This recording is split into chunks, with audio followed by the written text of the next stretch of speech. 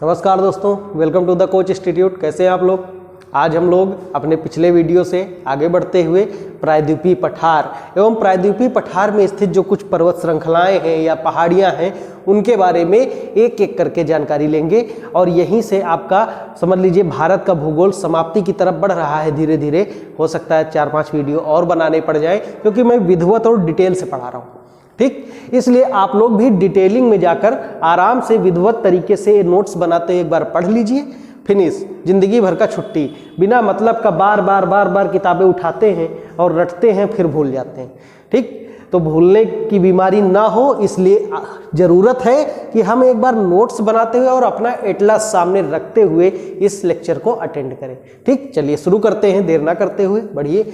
देखिए, अगर हम प्रायद्वीपीय पठार की प्रमुख पहाड़ियों की बात करें तो वहाँ पर आपको ढेर सारा, आप एटलस देखेंगे तो ढेर सारी बीच में पहाड़ियाँ दिखाई पड़ेंगी। ठीक, हमने पिछले वीडियो में मेवाड़ का पठार मैंने आपको बताया था, तो मेवाड़ के पठार के जस्ट उत्तर में आपका अरावली पर्वत श्रृंखला है। ठीक, हालांकि अरावली पर्वत श्रृंखला प्रायद्वीपीय पठार का हिस्सा नहीं है, फिर भी हम इसे छोड़ेंगे नहीं, इसी की टाइम पर निपटा देते हैं। ठीक, चलिए शुरू करते हैं। तो अगर पहाड़ियों की बात करें तो आपको अरावली पर्वत श्रृंखला मिल जाएगी, उसके नीचे आएंगे तो विंध्य मिल जाएगी, विंध्य के नीचे आएंगे तो सतपुड़ा मिलेगी, सतपुड़ा से लेफ्ट हैंड जाएंगे तो एक महाराष्ट्र से शुरू होकर एकदम नीचे केरल तक एक लंबी पर्वत श्रृंखला शतरूप में आपको दिखाई पड़ेगी, जिसे हम पश्चिमी घाट या महाराष्ट्र में तो सह्याद्री नाम से भी जानते हैं। ठीक, उसके बाद उसी पश्चिमी घाट जहां समाप्त होता है वहां पर आप देखेंगे तो नीलगिरी हिल्स आपको दिखाई पड़ेंगी। नीलगिरी हिल्स से नीचे आएंगे तो आपको कार्डमम, पलनी, ये सब पहाड़ियां दिखाई पड़ेंगी, तो वहां पर उसे दक्षिणी घाट भी कहते हैं। ठीक, उसके बाद हम पूरब की तरफ यदि मुड़ जाएं तो हमें पूर्वी घाट दिखाई पड़ता है। यही कुछ पर्वत श्रृंखलाएं हैं, पर्वत चोटियां हैं, इनके बारे में हमें जानना है। तो शुरू करते हैं अपना, देर न करते हुए, अरावली पर्वत श्रृंखला। ठीक, यदि हम अरावली पर्वत श्रृंखला की बात करें तो इसका विस्तार पालनपुर, क्या है? पालनपुर, ये भैया आपका पड़ता है गुजरात में। ठीक, पालनपुर गुजरात से लेकर रायसीना हिल्स दिल्ली, इसी रायसीना हिल्स पर ही आपका राष्ट्रपति भवन और राजपथ ये सब कुछ बना हुआ है। तो यदि इसके विस्तार की बात करें तो यह पालनपुर गुजरात से लेकर रायसीना हिल्स दिल्ली तक विस्तृत है और इसका अधिकांश विस्तार राजस्थान में पाया जाता है। अधिकांश विस्तार किस राज्य में भैया? राजस्थान में है। ठीक, अब इसी पर्वत श्रृंखला के कुछ और बात कर लेते हैं कि जैसे यदि हम देखें तो इस पर्वत श्रृंखला की सर्वोच्च चोटी जो है वो गुरु शिखर है। क्या है? गुरु शिखर। ऊंचाई मैं नहीं लिख रहा हूं क्योंकि ऊंचाई की आवश्यकता नहीं है, बार बार यही गुरु शिखर पूछा गया है एग्जाम्स में। ठीक, इसी गुरु शिखर पर आपका प्रसिद्ध एक हिल स्टेशन है भैया, हिल स्टेशन। इस हिल स्टेशन का नाम है आपका माउंट आबू। आप लोगों में से कई लोग हो सकता है घूम कर भी आए हों। ठीक, नहीं आए हैं तो जाइएगा, बहुत अच्छा मौसम रहता है वहाँ पर, माउंट आबू। और इसी पर्वत श्रृंखला में एक मंदिर है, प्रसिद्ध मंदिर है, जो अपनी नक्काशी के लिए, अपनी कारीगरी के लिए जाना जाता है। उसका नाम है दिलवाड़ा जैन मंदिर। ठीक, दिलवाड़ा जैन मंदिर। अब देखिए, इससे रिलेटेड जितने भी फैक्ट यहाँ पर बनते थे हमने कर लिया। अब इसी पर्वत श्रृंखला से कुछ नदियां बहती हैं जो कि सिंचाई के काम में आती हैं, जो कि परिवहन के काम में आती हैं, तो इन नदियों के बारे में भी करना इंपॉर्टेंट है। तो यदि हम नदियों की हम बात करें और अरावली पर्वत श्रृंखला की बीच की रेखा को हम जल विभाजक रेखा माने तो पूर्व की तरफ एक नदी बहती है। ठीक, इसका नाम है बनास नदी। बनास नदी किसकी सहायक नदी है? तो ये चंबल की सहायक नदी है भैया, चंबल की सहायक नदी है। और इसी के पश्चिम की यदि हम बात करें तो आपको यहाँ पर एक नदी मिल जाएगी, बड़ी ही प्रसिद्ध नदी, बार बार एग्जाम में पूछा गया है, जिसका नाम है लूनी। क्या नाम है? लूनी नदी। और लूनी की सहायक नदियों की बात करें तो ढेर सारी सहायक नदियां हैं, लेकिन जो एग्जाम के दृष्टिकोण से सबसे ज़्यादा इंपॉर्टेंट है वह है आपकी जवई। क्या नाम है भैया इसका? जवई। ठीक, अगर लूनी की हम बात करें तो लूनी आगे चलकर कहाँ पर? कच्छ के रण में विलुप्त हो जाती है। ठीक, कच्छ के रण में विलुप्त, बार बार यही क्वेश्चन आपसे एग्जाम में पूछा गया है। ठीक, कच्छ का रण कहाँ है? गुजरात में पड़ता है। ये दलदली इलाका है। ठीक, दलदली इलाका, रामसर अभिसमय, आप लोगों को याद होगा रामसर कन्वेंशन, कन्वेंशन को हिंदी में अभिसमय कहते हैं। ठीक, तो अभी 2 फरवरी आपका वेटलैंड डे था और उसमें 2 क्षेत्र और भारत के शामिल किए गए हैं रामसर कन्वेंशन में, इसलिए भारत में अब रामसर स्थलों की संख्या 47 से बढ़कर 49 हो गई। ये करंट अफेयर्स का क्वेश्चन है, करंट में आपको कराया जाएगा। आगे चलिए, यदि इसके दक्षिणी हिस्से की बात करें तो दक्षिण से एक प्रमुख नदी निकलती है जिसका नाम है बहुत ही प्रसिद्ध नाम है साबरमती। बहुत ही प्रसिद्ध नदी है, आप लोग जानते होंगे। अहमदाबाद शहर इसी नदी के तट पर है, साबरमती नदी के तट पर है।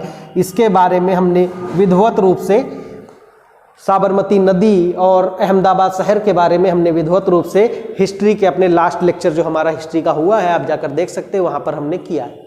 तो यहाँ पर अब नहीं करेंगे। इसीलिए मैं बार बार कहता हूँ कि हिस्ट्री हो, ज्योग्राफी हो, पॉलिटी हो, इकोनॉमिक्स हो, हर सब्जेक्ट एक दूसरे से जुड़ी हुई है। जीएस कुछ अलग नहीं होता है जो बार बार आप अलग अलग टीचर से अलग अलग चीज़ें पढ़ते हैं। जीएस में सबसे बड़ी समस्या या हिंदी मीडियम में सबसे बड़ी समस्या है रिलेट ना कर पाने की क्षमता। क्यों? क्योंकि हम ज़्यादातर यूपी बोर्ड से पढ़े या अन्य जो स्टेट बोर्ड है उनसे पढ़े हुए हैं, एमपी बोर्ड है। ऐसे में जब आप एमपी बोर्ड और यूपी बोर्ड की पुस्तकें उठाते हैं तो आप वहाँ पर देखेंगे कि वहाँ पर तुलना नहीं दी जाती कभी भी किताबों में। अब तो खैर एनसीईआरटी बेस्ड आपके पाठ्यक्रम आ रहे हैं, लेकिन वो क्या लिख देते हैं? एनसीईआरटी बेस्ड है। एनसीईआरटी नहीं पढ़ा रहे हैं, बेस्ड है। क्यों भैया? एनसीईआरटी वाले गलत किताब बना रहे हैं, लेकिन सबको पैसा कमाना है इसलिए एनसीईआरटी बेस्ड लिख देंगे किताबें। जबकि आप एनसीईआरटी किताबें उठाकर देखिए तो वहाँ पर ज्योग्राफी के चैप्टर में लिखा होगा बढ़िया नोट करके कि यह चैप्टर हम हिस्ट्री के कक्षा 7 की किताब में यहाँ पर पढ़े थे, तो बच्चा रिलेट करने लग जाता है। इसीलिए इंग्लिश मीडियम के बच्चे जो होते हैं वो जल्दी सफल होते हैं, क्योंकि उनकी आदत होती है बचपन से ही किताबों को रिलेट करने की, चीज़ों को रिलेट करने की। और हम बने घोंचू गधा गधा घूम रहे हैं, या किताब पढ़े ले ना वाह किताब पढ़े ले। इसलिए थोड़ा सा रिलेट करना सीखिए चीज़ों को, तभी आप अच्छा बेहतर परफॉर्मेंस जीएस में कर पाएंगे। तो ये थे आपके अरावली पर्वत श्रृंखला से रिलेटेड कुछ फैक्ट। अब यदि अरावली की हम बात करें तो ध्यान रखिएगा, यह विश्व की सबसे प्राचीन, जब विश्व की सबसे प्राचीन है तो अगर क्वेश्चन आ जाए कि भारत की सबसे प्राचीन वलित पर्वत श्रृंखला कौन सी है, तो उसका वह आंसर कौन सा होगा? अरावली। वलित पर्वत का मतलब कि 2 तरफ से जोर लगाया जाए, मतलब 2 प्लेट थी भैया, ध्यान रखिएगा, 2 प्लेट थी, एक दूसरे की तरफ भगी, एक दूसरे से आकर टकराई, तो क्या हुआ? यहाँ पर बीच में जो जमीन थी उसमें मोड़ पड़ गए, इसे ही वलित पर्वत कहते हैं। ठीक, पर्वत क्या है? समतल मैदान से ऊंचाई पर स्थित एक प्राकृतिक संरचना ही तो पर्वत कहलाती है। ठीक, पठार के बारे में भी हमने बात किया। आप लोग एक बार पिछले वीडियोज भी देख ले, जो लोग नए आए हैं वो पिछला वीडियोज भी देख ले। चलिए देखिए, अब अवशिष्ट पर्वत का यह उदाहरण है। अवशिष्ट पर्वत का मतलब क्या है? देखिए, आज यदि हम हिमालय की बात करें तो हिमालय आज भी एशियाई प्लेट व यूरेशियाई प्लेट के टकराव से लगातार उठ रहा है, यानी हिमालय आज भी स्टेबल नहीं हुआ है। ठीक, आज मैं ये वीडियो डाल रहा हूँ तो आज तारीख है 6 फरवरी। ठीक, तो 5 फरवरी की रात को यानी कल की रात को भूकंप आया है। तो हिमालय में, हिमालयी क्षेत्र में भूकंप आया, मतलब दिल्ली में भूकंप आया है, जम्मू कश्मीर में भूकंप आया है। तो ये क्या है? हिमालयी रीजन से सटा हुआ क्षेत्र है। जम्मू कश्मीर तो ऑलरेडी हिमालय में है। तो यहाँ पर भूकंप क्यों आ रहे हैं? क्योंकि आज भी भारतीय प्लेट यूरेशियाई प्लेट के नीचे जा रही है, और जा रही तो हलचल धरती पर हमें दिखाई पड़ती, वही तो भूकंप। ठीक, तो अगर हम हिमालय की बात करें तो हिमालय आज भी स्थिर नहीं हुआ है, जबकि अरावली पर्वत श्रृंखला पूरी तरह से स्थिर हो चुकी। स्थिर होने के साथ साथ इसका बड़ी मात्रा में अपक्षय व अपर्दन हो चुका है। कई कई जगह पे अरावली पर्वत ही विलुप्त हो चुका है, इतना खनन हुआ है। ऐसे में जब ज़्यादा अपक्षय व अपर्दन हो चुका है, अपनी भौगोलिक अवस्थिति में उसमें स्टेबिलिटी आ चुकी है, तो इसलिए इसे नाम दे दिया गया है कि यह अवशिष्ट पर्वत का उदाहरण है। ठीक, ये भी याद रखेंगे। अरावली एक अवशिष्ट पर्वत का उदाहरण है। अपशिष्ट नहीं, अपशिष्ट माने हो जाता है, अपशिष्ट माने हो जाता है कूड़ा कचरा। ये क्या है? अवशिष्ट यानी बचे हुए पर्वत का उदाहरण। जैसे कोई पर्वत था पहले खूब बढ़िया सा और अब थोड़ा बहुत बच गया है, बस समझ गए। अब हम चलते हैं अपने नेक्स्ट पर्वत श्रृंखला की तरफ, जिसका नाम है विंध्य पर्वत श्रृंखला। मैं इसे मिटा देता हूं, चलते हैं आगे की तरफ। अब हम अपनी अगली चोटी करने जा रहे हैं, या अगली पर्वत श्रृंखला करने जा रहे हैं, विंध्य पर्वत श्रृंखला। ठीक, एटलस उठा लीजिए आप लोग, तभी आपको समझ में आएगा, मजा आएगा। ठीक, चलिए देखिए, तो यदि हम विंध्य पर्वत श्रृंखला की बात करें तो यह एक ब्लॉक पर्वत का उदाहरण है। अब ये क्या बला आ गई? ब्लॉक पर्वत क्या होता है? अभी हम तक हमने वलित पर्वत पढ़ा है। वलित का मतलब क्या है भैया? कि अच्छा रुकिए, एक पेज उठा लेता हूं मैं। हाँ भैया, वलित पर्वत देखिएगा, मान लेते हैं ये एक प्लेट है, ठीक, और इनके मध्य अगर दोनों तरफ से प्रेशर लगेगा भैया, देखिएगा प्रेशर लगेगा तो बीच में पेपर फोल्ड होगा कि नहीं होगा? ठीक, जब फोल्ड होगा तो ये जो अगल बगल का एरिया है उससे ऊपर उठ गया कि नहीं उठ गया? जब ये एरिया ऊपर उठ गया बीच में, तो इसे ही क्या कहते हैं? पर्वत। और इसी उठे हुए पर्वत को, चूंकि यह मुड़ के बना है, मुड़ के उठा है, ठीक, इसलिए इसे क्या नाम दे दिया? वलित पर्वत नाम दे दिया, फोल्डेड माउंटेन नाम दे दिया। ठीक, तो अब ये हमने वलित पर्वत पढ़ लिया। अब क्या पढ़ने जा रहे हैं? ब्लॉक पर्वत है। ब्लॉक पर्वत क्या बला है कि मान लेते हैं भैया ये कोई प्लेट थी या कोई इलाका था, ठीक, अचानक से इस इलाके में इतने एरिया में इतना एरिया नीचे धंस गया, ये भी नीचे धंस गया। ठीक, अब क्या होगा? ये एरिया किस तरह दिखाई पड़ेगा हमें? इस तरह दिखाई पड़ेगा भैया कि नहीं? ये देखिए, इस तरीके की दिखाई पड़ेगा। अब जो ये इस तरीके का एरिया दिखाई पड़ेगा, तो यही बीच में जो ऊपर उठा हुआ भाग होगा, ऊपर उठा हुआ भाग, इसे ही ये पर्वत कहलाएगा कि नहीं? ऊपर उठा हुआ भाग, और पर्वत कहलाएगा। तो ये किस प्रकार का पर्वत है? यही ब्लॉक पर्वत है। ठीक, जब अगल बगल के इलाके धंस जाए और बीच में कोई इलाका ऊपर उठा रह जाए, ये ब्लॉक पर्वत का उदाहरण है। यदि आप क्रमशः विंध्य, सतपुड़ा और सतमाला रेंज को देखें तो विंध्य पर्वत श्रृंखला कुछ इस प्रकार है, फिर सतपुड़ा है, फिर सतमाला है। ठीक, अब देखिए यहां पर क्या हुआ? धसाव हो गया। यहां पर क्या हुआ? धसाव हो गया। मैं लिख देता हूं धसाव, भूमि का धसाव हो गया। परिणामतः इन दोनों इलाकों में बीच की भूमि ऊपर उठी हुई हमें आज दिखाई पड़ती है, और यही क्या है? ये ब्लॉक पर्वत कहलाएगा। और अगर मैं क्रमशः नाम लूं तो ये भैया आपका हो जाएगा विंध्य, ये हो जाएगा आपका सतपुड़ा, ये हो जाएगा आपका सतमाला। ठीक, तो विंध्य और सतपुड़ा कैसे पर्वत है? ब्लॉक पर्वत के उदाहरण है। ठीक, क्या है? ब्लॉक पर्वत के उदाहरण है। और यदि हम बात करें यहां से जो नदियां बहती हैं, ठीक, तो यहां पर एक नदी विंध्य और सतपुड़ा के मध्य एक नदी बहती है जिसका नाम है नर्मदा नदी, और यहां पर एक नदी सतपुड़ा और सतमाला के मध्य बहती है जिसका नाम है तापी नदी, या कहीं कहीं ताप्ती लिखा भी आपको मिल जाएगा, तापी या ताप्ती नदी। तो भैया ब्लॉक पर्वत समझ में आया कि नहीं? आ गया हो तो कमेंट बॉक्स में आप कह सकते हैं हाँ भैया ब्लॉक पर्वत आज समझ में आ गया हमको। ठीक, अब देखते हैं विंध्य पर्वत श्रृंखला का यदि हम विस्तार की बात करें भैया, तो यह गुजरात से लेकर बिहार तक विस्तृत है। बिहार तक विस्तृत। अगर हम इसकी सबसे ऊंची चोटी, ठीक, लिख देता हूं मैं, सर्वोच्च चोटी, सर्वोच्च चोटी की बात करें तो इसका नाम है कालूनर या सद्भावना, सद्भावना चोटी। इसका नाम क्या है? कालूनर या सद्भावना चोटी।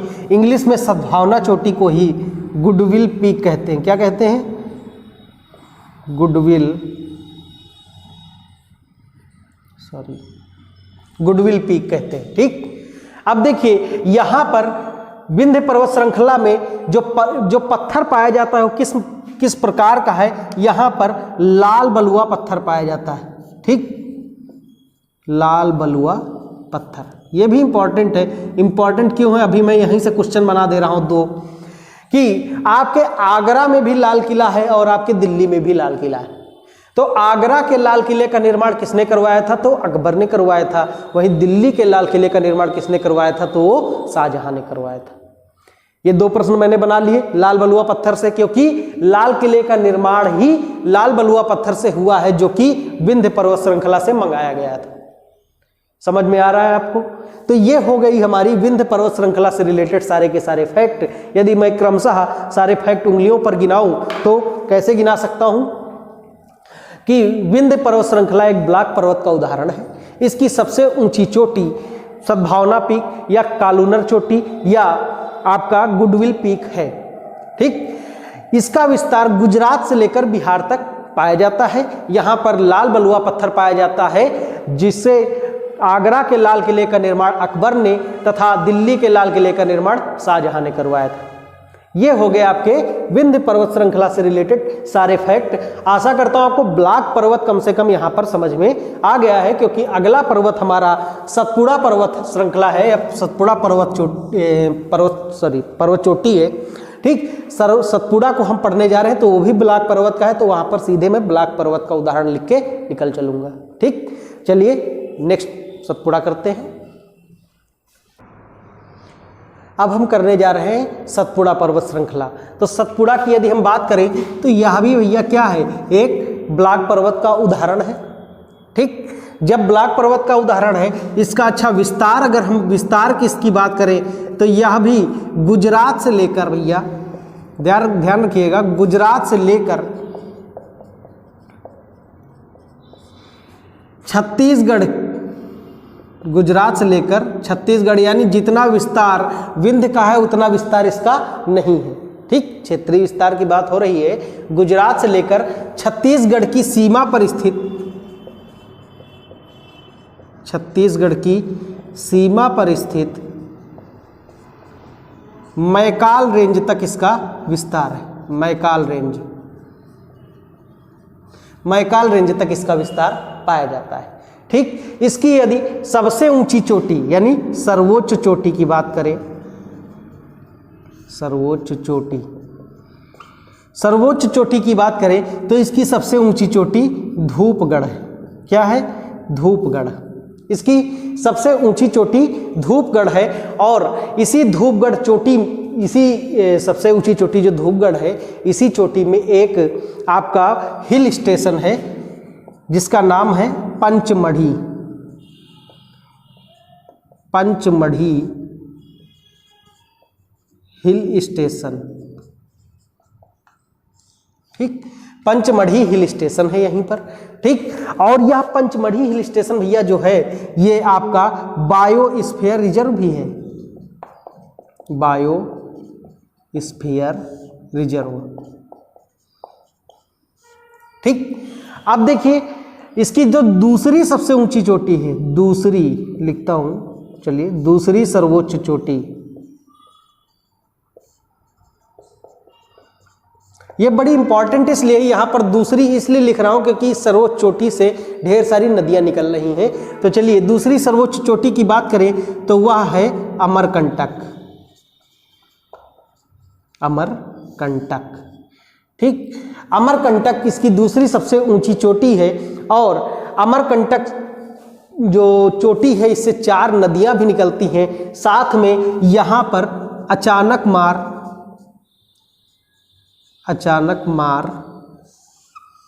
अमरकंटक बायोस्फीयर रिजर्व है। मैं शॉर्ट में लिख दे रहा हूं, आप लोग समझ जाएंगे। बायोस्फीयर रिजर्व, अचानक मार अमरकंटक बायोस्फीयर रिजर्व है। यदि अमरकंटक की बात करें तो यहां से 4 नदियां निकलती हैं। ठीक, कौन कौन सी? नर्मदा, सोन, इंद्रावती, एक मिनट रुकिएगा, नर्मदा, सोन, इंद्रावती, मैं बड़ा बड़ा लिख दूं नहीं तो दिखेगा ही नहीं, इंद्रावती और महानदी, ये 4 नदियां, आई होप नीचे दिख रहा होगा, हाँ दिख रहा है शायद, ठीक है। ये आपकी 4 नदियां यहां से अमरकंटक से निकलती हैं, जो कि सतपुड़ा की दूसरी सबसे ऊंची चोटी। ठीक, अगर हम अमरकंटक को ऐसे बना लेते हैं, चलिए एक बार इस तरीके से, तो सोन नदी ऊपर चली जाती है। सोन किसकी सहायक नदी है? गंगा जी की सहायक नदी है सोन। ठीक, सोन नदी ऊपर, इंद्रावती इस तरीके से, इंद्रावती, और इसी नदी इंद्रावती नदी पर ही आपका एक जलप्रपात है भैया, यहीं पर कर लेते हैं चित्रकूट, चित्रकूट फाल। ठीक, चित्रकूट जलप्रपात है। इसी चित्रकूट जलप्रपात को कहा जाता है भारत का नियाग्रा। ठीक, यहीं से आपकी महानदी निकल जाती है और इस तरफ आपकी नर्मदा नदी चली आती है। ठीक, नर्मदा नदी पर भी ढेर सारे जलप्रपात हैं। यदि सारे जलप्रपातों की बात करें तो यहां पर लिखते नहीं बनेगा आई थिंक, चलो लिख देता हूं, सहस्रधारा, सहस्रधारा, फिर कपिल धारा, एक मिनट, कपिल धारा और धुआंधार, धुआंधार जलप्रपात। ये 3 जलप्रपात आपको यहां पर दिखाई पड़ेंगे।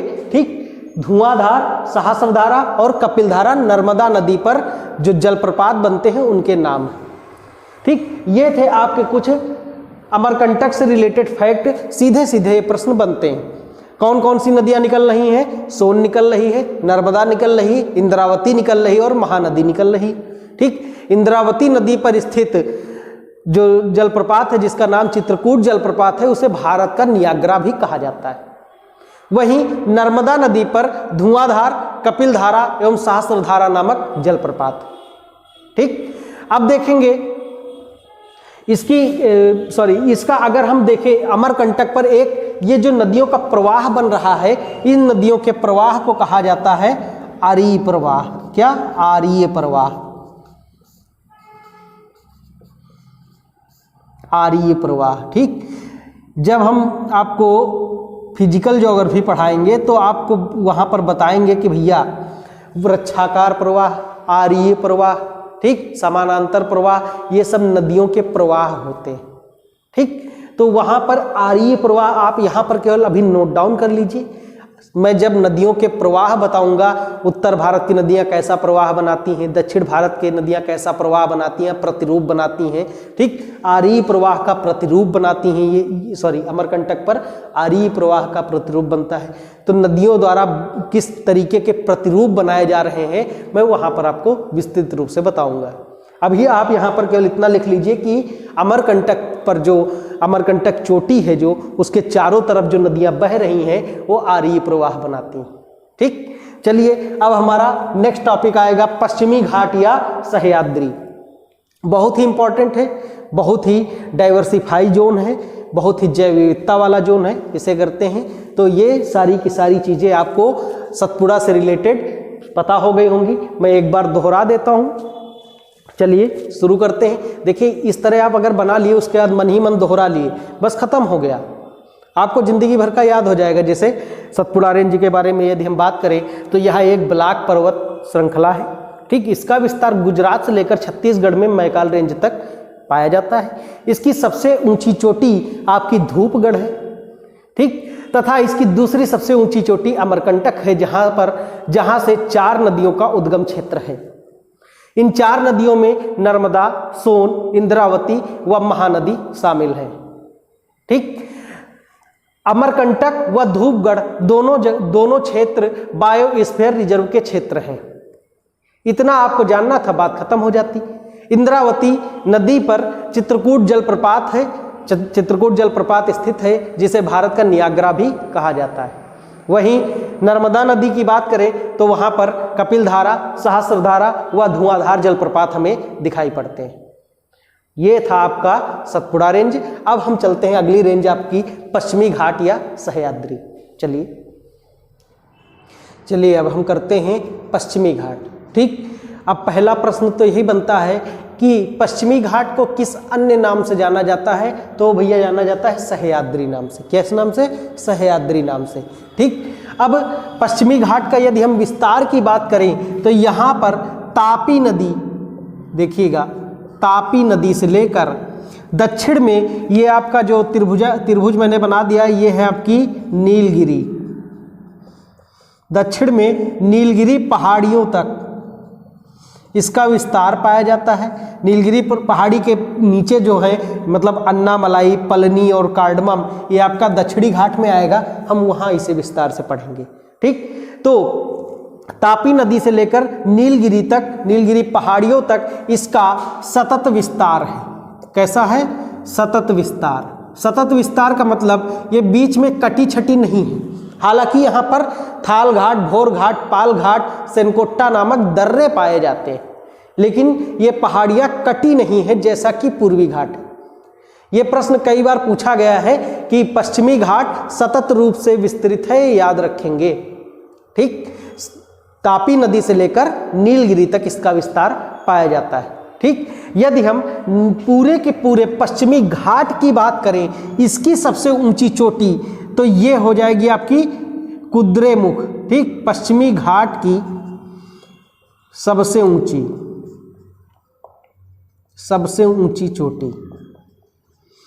परंतु यहां पर मैंने एक लाइन खींच दी है 16 डिग्री उत्तरी अक्षांश। देखेंगे एटलस आप उठाएंगे तो वहां पर आप देखेंगे 16 डिग्री उत्तरी अक्षांश लगभग आपके गोवा से थोड़ा ऊपर यानी महाराष्ट्र के पास से निकलती है, और यह दो भागों में पश्चिमी घाट को विभाजित करती है। ऊपर के भाग को उत्तरी सह्याद्री तथा नीचे के भाग को दक्षिणी सह्याद्री कहा जाता है। ठीक, अगर हम उत्तरी सह्याद्री की बात करें तो उत्तरी सह्याद्री की सबसे ऊंची चोटी कालसूबाई है। नॉर्थ सह्याद्री की सबसे ऊंची, वहीं दूसरी सबसे ऊंची चोटी महाबलेश्वर है, जो कि एक पर्यटन स्थल भी है। ठीक, महाराष्ट्र में पड़ता है महाबलेश्वर, एक हिल स्टेशन है महाबलेश्वर। लेकिन ये इंपॉर्टेंट क्यों पड़ जाता है दूसरा? क्योंकि महाबलेश्वर से दक्षिण भारत की एक प्रमुख नदी कृष्णा नदी का उद्गम होता है।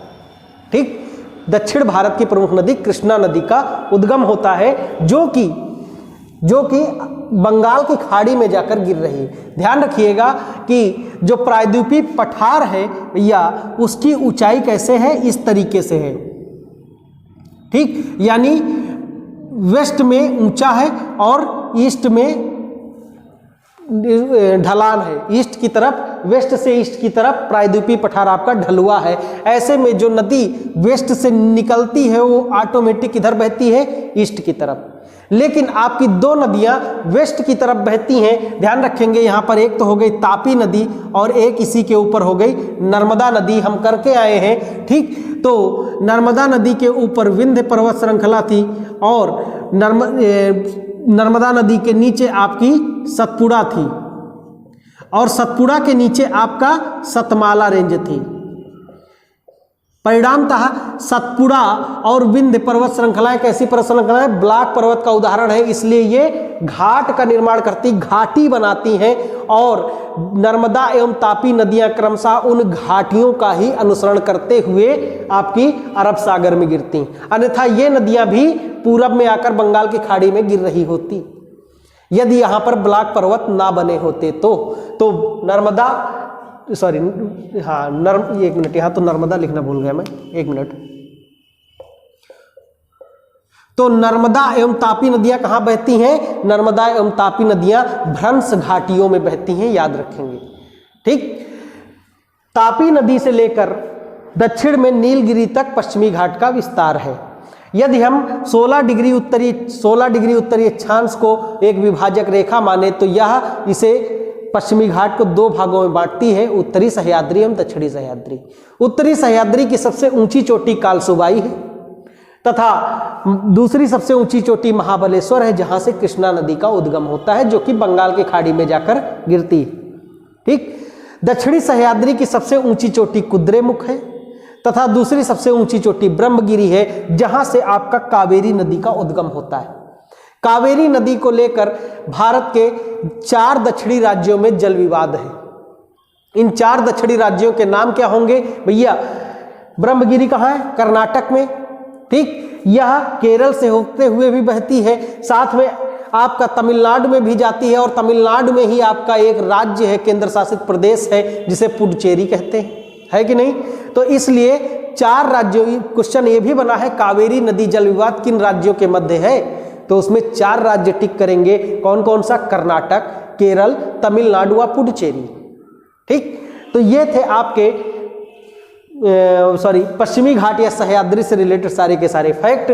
और इसमें याद रखेंगे पश्चिमी घाट की सबसे ऊंची चोटी कौन सी है? कुद्रेमुख है। कुद्रेमुख, और इसी के पास एक बाबा बूदान की पहाड़ी है। ठीक। तो यह कुद्रेमुख और बाबा बूदान की पहाड़ियों में भारत का सर्वाधिक लौह अयस्क भी पाया जाता है। ठीक। सर्वाधिक नहीं कहेंगे, यहाँ पर लौह अयस्क की मात्रा ज्यादा है, अच्छा लौह अयस्क मिलता है यहाँ से। ठीक। कुद्रेमुख और बाबा बूदान की पहाड़ी से। ठीक। अब देखिए यहाँ पर जो मैंने पॉइंट लिख रखा है, पश्चिमी घाट भारत के पश्चिमी तट पर भ्रंश कगार का निर्माण करते हैं। ये कौन सी बला हुई कि मान लेते हैं ये प्लेट है भैया, ये प्लेट उलेट ये सारी चीजें मैं पहले वीडियो में बता चुका हूँ। ठीक। हिमालय की उत्पत्ति टाइम पूरा बताया है, तो आप लोग जाके उसे देख लीजिए, नहीं तो यहाँ पे कंफ्यूजन होता रहेगा। चलिए ये प्लेट है, तो और प्लेट में एक हिस्सा नीचे की तरफ धंस गया। ठीक। तो परिणामतः प्लेट का निर्माण कैसे होगा? ऐसे होगा कि नहीं भैया? ये इलाका नीचे धंसा था, ये अपनी जगह पर है। तो इसी प्लेट भ्रंश के कारण ही पश्चिमी घाट का उत्थान हुआ है, निर्माण हुआ है। अरब सागर की प्लेट थी। ठीक। ये कौन सी है? अरब सागर की प्लेट है, ये पश्चिमी घाट। चूंकि यहां पर एक भ्रंश बन जाता है, यानी कि ये क्या है? एक भ्रंश है, ये भ्रंश है। ऐसे में भ्रंश कगार का निर्माण होने के कारण पश्चिमी घाट के, मैं शार्ट में लिखता हूं, पश्चिमी घाट के बंदरगाह प्राकृतिक एवं गहरे हैं। ठीक। याद रखेंगे पश्चिमी घाट पर जितने भी बंदरगाह हम अभी करेंगे, मार्मोगोवा, बम्बई, ठीक, कर्नाटक में बेंगलुरु, ये सारे के सारे, केरल में कोच्चि, ये सारे के सारे जो बंदरगाह हैं, ठीक, ये क्या है? प्राकृतिक बंदरगाह, अत्यधिक गहरे बंदरगाह हैं। ऐसे में यहाँ पर जो बड़े जहाज हैं वो आसानी से आ सकते हैं। बड़े जहाज आसानी से क्यों आ सकते हैं? क्योंकि गहराई अधिक है। आपको पता है फिजिक्स का नियम कि भाई उत्प्लावक बल कितना होना चाहिए, वो सारी चीज़ें, कि भाई जहाज अपने वजन के बराबर जल विस्थापन करता है। अब पता चले जहाज वहाँ पे पहुँचा और गहराई है ही नहीं, तो जहाज की तली क्या होगी? समुद्र में बैठ जाएगी, परिणामतः जहाज जाम हो जाएगा, वो आगे पीछे नहीं जा पाएगा।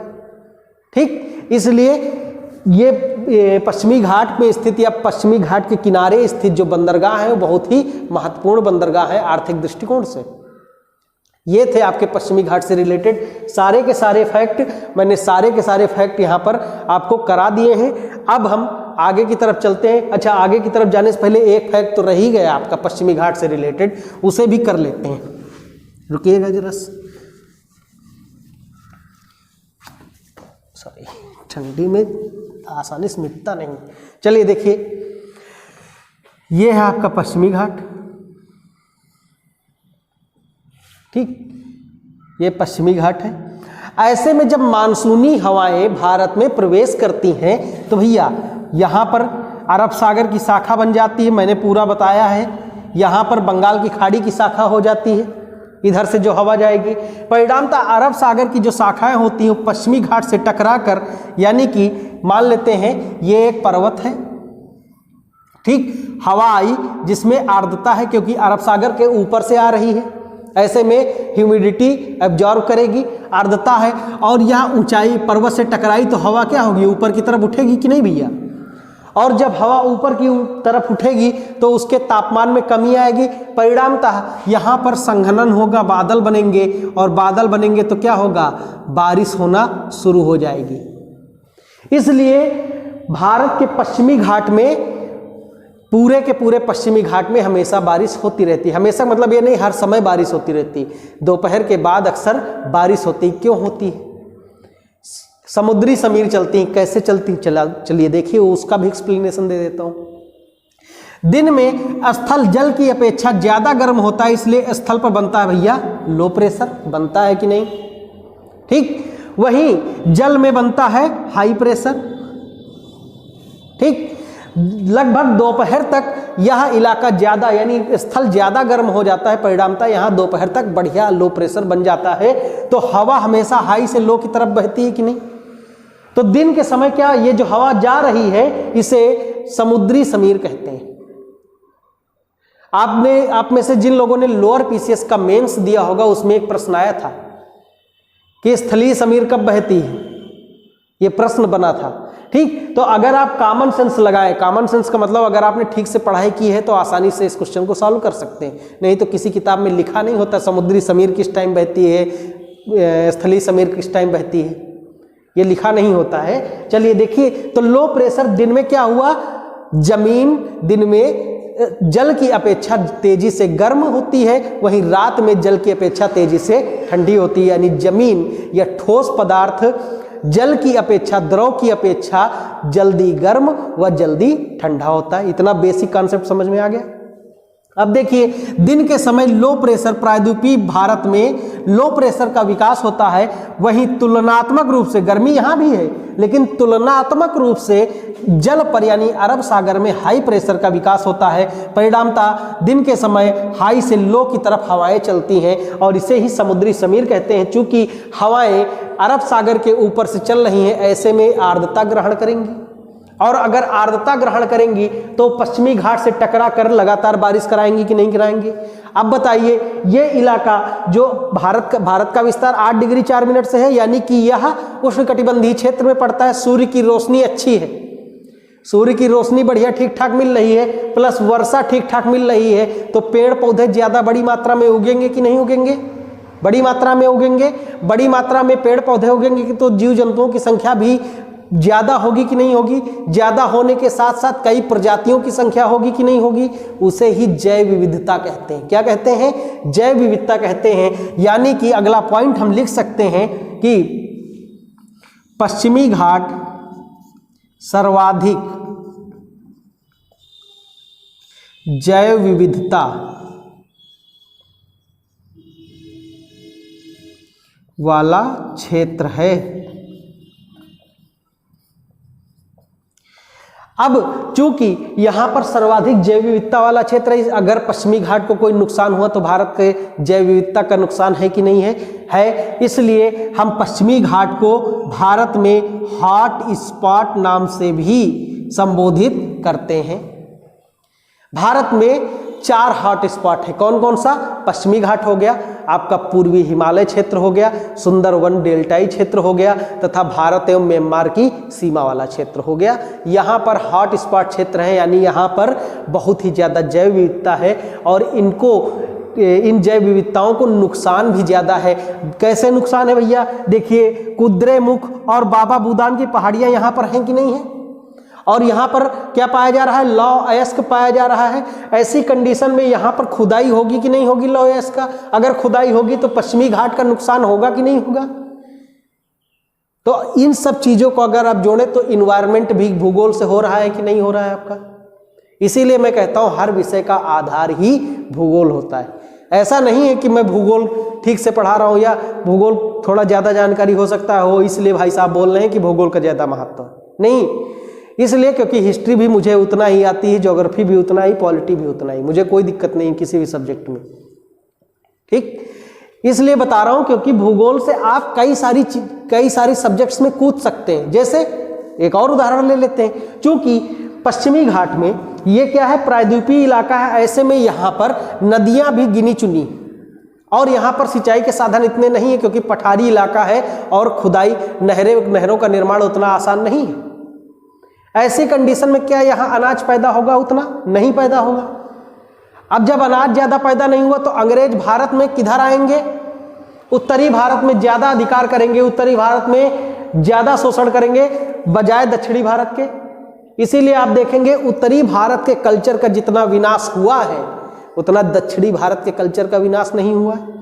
दक्षिण भारत में उतने ही जोर शोर से आज भी उत्सव, त्योहार, कल्चर मनाए जाते हैं। आपके उत्तर प्रदेश में कथक को छोड़ दिया जाए तो कोई शास्त्रीय नृत्य है? नहीं है। वहीं दक्षिण भारत के प्रत्येक राज्य का अपना शास्त्रीय नृत्य है। तो आप इन कंडीशंस को ध्यान से देखिए तो आप समझ जाएंगे कि मुगलों ने केवल उत्तर में ही क्यों अधिकार किया या उत्तर में ही क्यों शासन किया, क्योंकि दक्षिण में नुकसान था। दक्षिण में जनसंख्या की आबादी भी कम है, जनसंख्या भी कम है, और दूसरा उस टाइम पे ऐसा तो था नहीं कि लोहे से क्या क्या बनाया जा सकता है। तो ऐसे में दक्षिणी भारत में शोषण कम हुआ, दक्षिणी भारत में अंग्रेजों या मुगलों का हस्तक्षेप कम हुआ, इसलिए दक्षिण भारत में उनकी कल्चर, उनकी संस्कृति को प्रिजर्व करने का मौका भी लोगों को ज़्यादा मिला। उत्तर भारत के कल्चर, उनकी संस्कृति, उनकी भाषा, उनकी बोली, उनका रहन सहन, उनका पहनावा, उनका खान पान, सब कुछ जितनी तेजी से परिवर्तित हुआ है उतना दक्षिण भारत में इफेक्ट नहीं डाला है। अब बताइए, मैं ज्योग्राफी से कहाँ चला गया हिस्ट्री में? आपको समझ में आ रहा होगा चीजें। अब देखिए, तो अगर यहां पर क्या चल रही है दिन में? समुद्री समीर। वहीं रात की अगर भैया बात करें तो रात में स्थल तेजी से ठंडा होता है और जल देर से ठंडा होता है। ऐसे में स्थल पर हाई प्रेशर बन जाएगा। क्यों? ठंडा होगा तो हवा ठंडी होकर नीचे जल्दी से बैठेगी, गर्म होगा तो हवा गर्म होकर ऊपर उठेगी। तो अगर स्थल रात में ठंडा हो रहा है जल की अपेक्षा, जल तुलनात्मक रूप से देर से ठंडा जल भी होगा, सुबह 4 बजे 5 बजे होगा ठंडा, लेकिन तब तक स्थल ज़्यादा ठंडा हो चुका होगा। तो यहाँ पर क्या बनेगा? रात के समय यहाँ पर आपका जल चूंकि ज़्यादा गर्म है स्थल की अपेक्षा, तो रात में क्या बनेगा? यहाँ पर लो प्रेशर। तो हाई से लो की तरफ हवा चला दीजिए, यानी दिन के समय समुद्री समीर व रात के समय स्थलीय समीर चलती है। यही आपका लोअर पीसीएस मेंस में प्रश्न आया था। समझ में आ रहा है आप लोगों को? तो ये सारी चीजें थी। हॉट स्पॉट क्षेत्र कौन सा है? पश्चिमी घाट सर्वाधिक जैव विविधता वाला क्षेत्र है। क्यों? क्योंकि यहाँ पर वर्षा की मात्रा अधिक है, साथ ही साथ सूर्य का प्रकाश भी सुलभ है। ऐसे में अगर यहाँ की बात की जाए तो यहाँ पर किस प्रकार की वनस्पति पाई जाएगी? तो यहाँ पर सदाबहार वन पाए जाएंगे कि नहीं? सदाबहार वन पाए जाएंगे। सदाबहार वन अगर भारत की बात की जाए कहाँ पाए जाएंगे? तो भैया पूर्वी हिमालय क्षेत्र, मेघालय वगैरह एरिया, असम वगैरह का पूरा एरिया, यानी पूरा जो पूर्वोत्तर भारत है वहाँ पर सदाबहार वनस्पतियाँ मिलेंगी और पश्चिमी घाट में सदाबहार वनस्पतियाँ मिलेंगी। मैं जानता हूँ ये लेक्चर थोड़ा लंबा होने वाला है, आप लोग भी एकदम कमर कस के बैठिए, ठीक। तो ये था आपका पश्चिमी घाट। अब हम करते हैं लास्ट में नीलगिरी, फिर दक्षिणी घाट व पूर्वी घाट की बात करते हैं, ठीक। चलिए अब हम करने जा रहे हैं नीलगिरी पहाड़ियों के बारे में, ठीक। तो आपका पहला प्रश्न तो यही है कि नीलगिरी पहाड़ियाँ कहाँ स्थित है, कितने राज्यों में है? तो यह क्रमशः 3 राज्यों में विस्तृत है। 3 राज्यों में विस्तृत। ये 3 राज्य कौन कौन से हैं? यदि इसके विस्तार क्षेत्र को देखें तो आपका तमिलनाडु सबसे ज्यादा विस्तृत है, फिर केरल में और फिर आपका कर्नाटक में, ठीक। मैं यहाँ पर अगर लिखूँ तो ये इलाका तमिलनाडु का है, ये इलाका केरल का है, ये आपका कर्नाटक, लिख ही देता हूँ केरला, ठीक। अब नीलगिरी नीलगिरी जो पहाड़ियाँ हैं वहाँ पर क्या, पहला प्रश्न, यहाँ पर पश्चिमी घाट एवं पूर्वी घाट आकर मिलते हैं। क्या होता है? पश्चिमी घाट व पूर्वी घाट आकर मिलते हैं, ठीक। और इसकी सबसे ऊंची चोटी की बात करें तो नीलगिरी की सबसे ऊंची चोटी डोडा बेट्टा है, जो कि दक्षिण भारत की, जो कि दक्षिण भारत की दूसरी सबसे ऊंची चोटी, दूसरी सबसे ऊंची चोटी। पहली कौन सी है? तो अभी हम करेंगे अन्नामलाई की अनाईमुड़ी, इसी के नीचे आएंगे। ठीक, यहीं पर आएंगी भैया अन्नामलाई की पहाड़ियाँ, ये अन्नामलाई होगा। फिर इसी के बगल में आएगी पलनी की पहाड़ी, और इसी के दक्षिण में आएगी आपका इलायची की पहाड़ी या कार्डमम पहाड़ी। ठीक, जिसे इन्हीं तीनों को हम दक्षिणी घाट कहते हैं। तो अभी हम कर रहे हैं नीलगिरी, इसलिए मैं यहाँ पर नहीं जा रहा हूँ। ठीक, देखिए भैया, डोडा बेट्टा में ही एक हिल स्टेशन है जिसे हम उदग मंडल या लोकप्रिय नाम आप जानते होंगे ऊटी, ऊंची लिख रहा है सॉरी, लोकप्रिय नाम आप जानते होंगी ऊटी हिल स्टेशन है। ठीक, इसी डोडा बेट्टा में एक प्रमुख जनजाति आपकी पाई जाती है, उस कई बार एग्जाम में पूछा गया है, यहाँ पर टोडा जनजाति पाई जाती है। कई बार एग्जाम में आया भैया टोडा जनजाति कहाँ पर है, तो आप क्या कहेंगे? तमिलनाडु में है। ठीक, क्योंकि डोडा बेट्टा कहाँ है? तमिलनाडु में है। ठीक, अब देखिए, यदि हम केरल की बात करें तो केरल में यहाँ पर एक स्थल पाया जाता है जिसे हम साइलेंट वैली कहते हैं। क्या कहते हैं? साइलेंट वैली, हिंदी में इसे शांत घाटी कहते हैं। क्या कहते हैं भैया? शांत घाटी। कई बार एग्जाम में पूछा जा चुका है। ठीक, तो ये था आपका नीलगिरी पहाड़ियों के बारे में जितना भी फैक्ट बनता है वो सारे के सारे हमने कर लिए। केरल के इसी नीलगिरी इलाके में आपका ढेर सारा मसालों का उत्पादन होता है। ठीक, इसे मसाला क्षेत्र भी आप केरल का कह सकते हैं।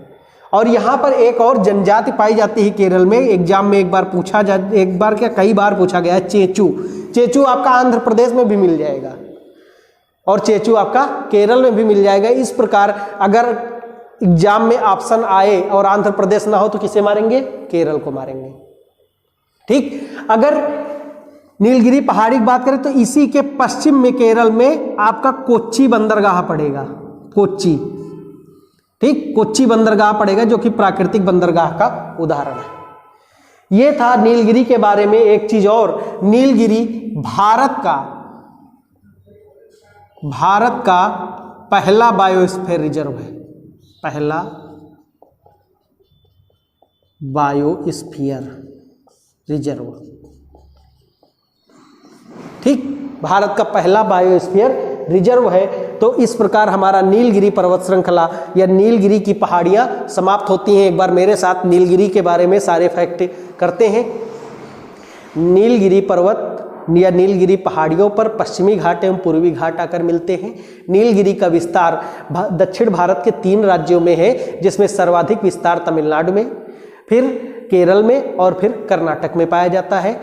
नीलगिरी की सबसे ऊंची चोटी डोडा बेट्टा तमिलनाडु के क्षेत्र में है, जहां पर टोडा जनजाति भी पाई जाती है। इसी डोडा बेट्टा क्षेत्र में उदगमंडल या ऊटी नाम का हिल स्टेशन भी है।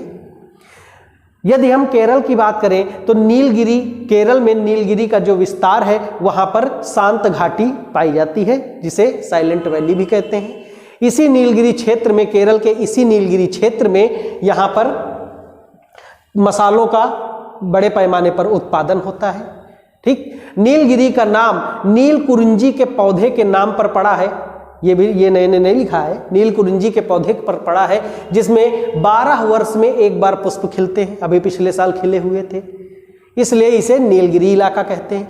नीलगिरी क्षेत्र भारत का पहला बायोस्फीयर रिजर्व क्षेत्र है। ठीक, ये आपके कुछ फैक्ट हैं जो कि नीलगिरी से रिलेटेड आते हैं। एक फैक्ट छूट गया है कि डोडा बेट्टा दक्षिण भारत की दूसरी सबसे ऊंची चोटी है। तो पहली अभी हम करने जा रहे हैं दक्षिणी घाट में, जहां करेंगे अन्नामलाई का क्षेत्र। चलिए शुरू करते हैं।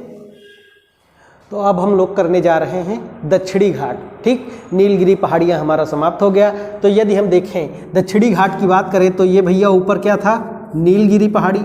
ठीक, नीलगिरी के बारे में हमने कर लिया कि भैया ये सबसे ज़्यादा तमिलनाडु में विस्तृत है, फिर केरल में इधर, और फिर ऊपर कर्नाटक में। नीलगिरी पहाड़ियों व दक्षिणी घाट के मध्य एक भैया एक दर्रा पड़ता है। इस दर्रे का नाम है पाल घाट। क्या नाम है? पाल घाट। मैंने आपका पश्चिमी घाट में पड़ने वाले दर्रों के नाम भी बता दिए थे, ठीक। थाल घाट, भोर घाट, पाल घाट और सेनकोट्टा। तो यहाँ पर क्या है, पाल घाट दर्रा है। तो इसकी पहाड़ियों की अगर बात करें दक्षिणी घाट की, तो ये 3 पहाड़ियों का समूह है, ठीक। एक है आपका अन्नामलाई, एक है पलनी और एक है आपका कार्डमम या जिसे इलायची की पहाड़ियाँ भी कहते हैं, ठीक। अगर पलनी की बात करें तो भैया पलनी आपका तमिलनाडु में विस्तृत है, वहीं अन्नामलाई व कार्डमम पहाड़ियाँ आपकी केरल में विस्तृत है, ठीक। अगर अन्नामलाई की सबसे ऊंची चोटी की बात करें तो यहाँ पर अनाईमुड़ी सबसे ऊंची चोटी है। अन्नामलाई की सबसे ऊंची चोटी आपकी अनाईमुड़ी है और अनाईमुड़ी दक्षिण भारत की, ठीक, दक्षिण भारत की सबसे ऊंची चोटी, दक्षिण भारत की सबसे ऊंची चोटी, ठीक।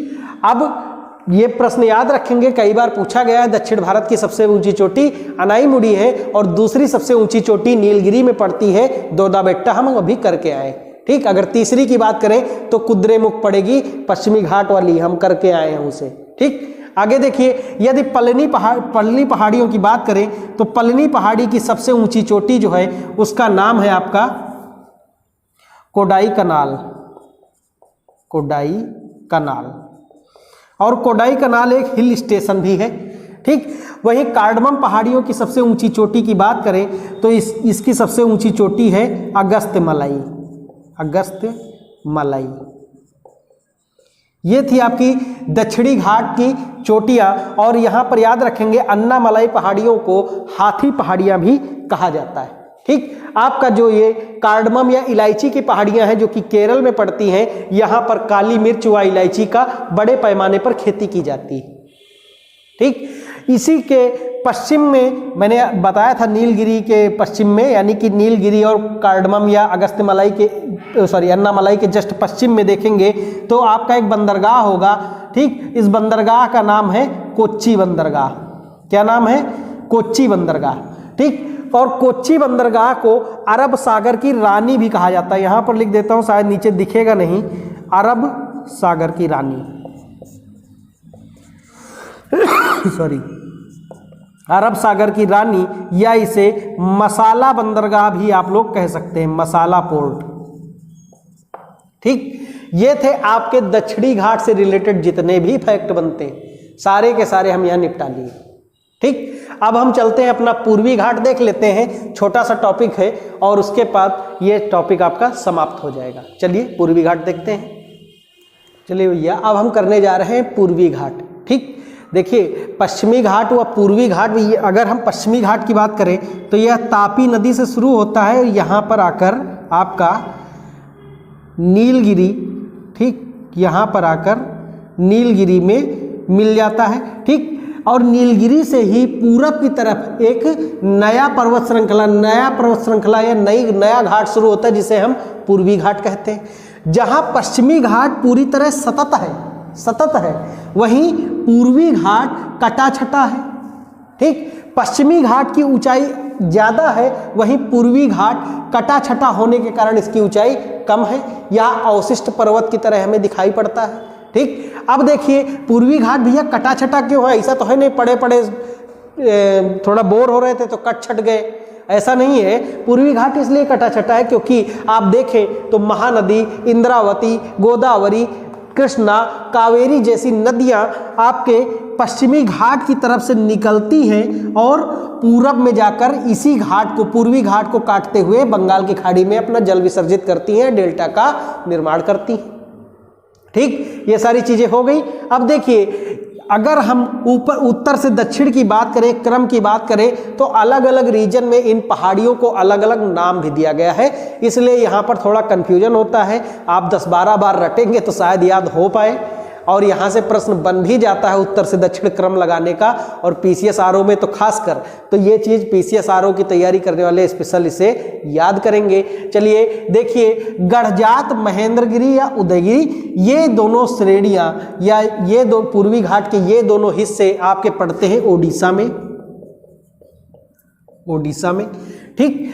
मलयगिरी, नल्लामलाई, पालकोंडा और वेलिकोंडा ये आपके पड़ते हैं आंध्र प्रदेश में, ठीक। और वहीं मलयगिरी की जो सबसे ऊंची चोटी है जिसका नाम है जिंदगाडा या इसे अरमाकोंडा भी कहते हैं भैया, अरमाकोंडा। ये पूर्वी घाट की सबसे ऊंची चोटी है, ये भी याद रखना है, पूर्वी घाट की सबसे ऊंची चोटी। ठीक, बस इतना जानना है। गढ़जात्र, महेंद्रगिरी, उदयगिरी उड़ीसा में है। मलयगिरी, नल्लामलाई, पालकोंडा और वेलिकोंडा आपका आंध्र प्रदेश में है। वहीं तमिलनाडु में क्रमशः ये बार बार पूछी गई हैं, जावेदी, सेवराई और पंचमलाई पहाड़ियां, ये आपकी पड़ती हैं तमिलनाडु में। ठीक, एक और बच गई है यहाँ पर आपका तेलंगाना, चूंकि आंध्र प्रदेश से अलग हो चुका है इसलिए तेलंगाना में भी इसी पूर्वी घाट का हिस्सा है जिसका नाम है शेषाचलम, शेषाचलम, और यह है एक बायोस्फीयर रिजर्व भी है। तो ये था आपका पूर्वी घाट से रिलेटेड फैक्ट, जितने बन सकते थे मैंने लिख दिए हैं। आप लोग भी, आशा करता हूँ आप लोग एटलस निकाल के नोट्स बनाते हुए इसे पढ़ रहे होंगे, ताकि आपको बार बार मेहनत ना करनी पड़े, आप एक बार में ही पूरा का पूरा जीएस पढ़ सकें। ऐसा ना हो कि मैं भी पढ़ाऊँ उसके बाद आप किताबें उठाएं वहाँ पढ़ें, फिर और किताब उठाएं वहाँ पढ़ें। ठीक, तो जितना भी हो सकता है आरओ वाले, पीसीएस वाले ज़्यादा फोकस करें इन सब चीज़ों पर। वनडे एग्जाम में तो फिर थोड़ा थोड़ा ऊपर ऊपर निकल जाएगा कि भाई पश्चिमी घाट की सबसे ऊंची चोटी पूछ लिया, या आपका कोई जनजाति पूछ लिया, चेचू पूछ लिया, या जो भी तमिलनाडु में अन्य जनजातियाँ पाई जाती हैं उनके बारे में पूछ लिया, या नीलगिरी की सबसे ऊंची चोटी पूछ ली, या दक्षिण भारत सबसे ऊंची चोटी पूछ ली, वहाँ से काम बन जाता है उन लोगों का। ठीक, लेकिन जो पीसीएस वाले हैं, आरओ वाले हैं, आपका काम वहाँ से नहीं बनेगा, आपको इतना डिटेलिंग में पढ़ना ही पड़ेगा। ठीक, तो इसलिए आप लोग मेरे साथ बने रहिए। इस तरीके से हम धीरे धीरे करते हुए पूरे भारत के भूगोल को समाप्त कर लेंगे, एक बार में ही समाप्त कर लेंगे। वीडियो थोड़ा लेट जरूर हो जाता है, इतना भी लेट नहीं होता है, एक आध दिन का गैप, क्योंकि पर्सनल कारण भी बहुत सबके अपने अपने पर्सनल कारण होते हैं, तो एक दो दिन का लेट हो जाता है, कोई दिक्कत की बात नहीं, हम आपका सिलेबस समाप्त करा देंगे। तो मिलते हैं नेक्स्ट वीडियो में, तब तक के लिए आप लोग अपना ख्याल रखें, घर में रहें। ठीक, अपना और अपनों का ख्याल रखें, कोरोना से बचे रहें, और मिलते हैं नेक्स्ट वीडियो में। तब तक के लिए थैंक यू, धन्यवाद।